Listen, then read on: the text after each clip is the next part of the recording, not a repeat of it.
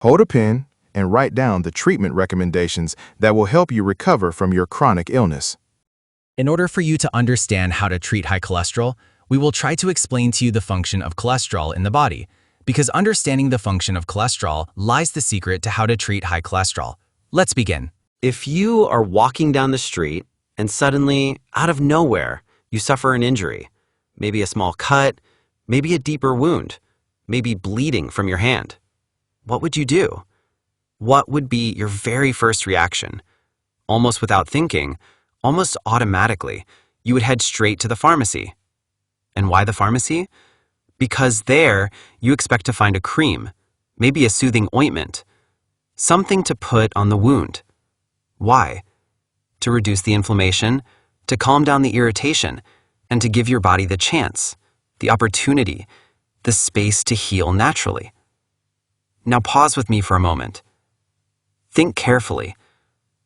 What if that same injury, what if that same inflammation does not appear outside on your skin, but instead happens inside your body?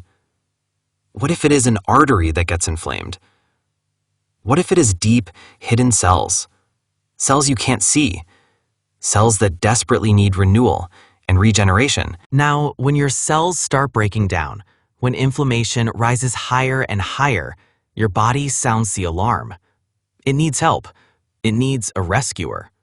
And that rescuer, that internal moisturizer, that invisible healer, is cholesterol. So, let me say it clearly. Higher cholesterol levels are not a disease. They are a message. They are your body's way of saying, I am protecting you, I am repairing you, I am defending you. And here is proof. A major American study in 2019 looked at 1,000 people. It found that 95% of those who lived beyond the age of 85 had cholesterol levels higher than 280. And guess what? That cholesterol helped them regenerate their cells. It helped them delay aging. It helped them stay alive. So what should we do? We should not fight cholesterol. We should fight inflammation.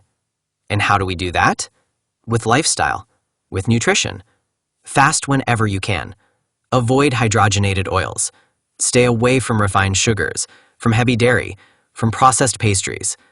Because food, yes, food is the very first medicine. Now, are there cases where cholesterol-lowering drugs might help? Yes, but only two.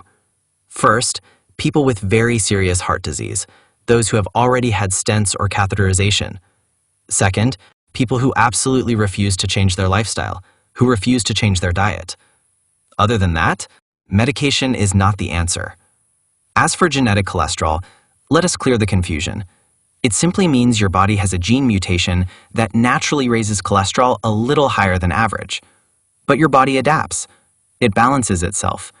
It does not usually cause harm. And finally, about food. There is a myth repeated everywhere, that eggs raise cholesterol, that meat raises cholesterol, that chicken raises cholesterol. But that is false. Completely false. The only food that directly raises cholesterol in a harmful way is hydrogenated oil. Not eggs, not meat, not chicken. So let us end with the truth. Cholesterol is not the enemy. Cholesterol is your ally. It is your body's natural moisturizer, your internal protector, your hidden healer. Its rise is not a threat. Its rise is a sign of defense. The real danger, the true enemy, is chronic inflammation caused by poor nutrition. So do not let fear control you. Do not let pressure push you into unnecessary medication. Instead, let wisdom guide you. Protect your diet, protect your lifestyle, and let your body's natural defenders, cholesterol included, do the job they were designed to do.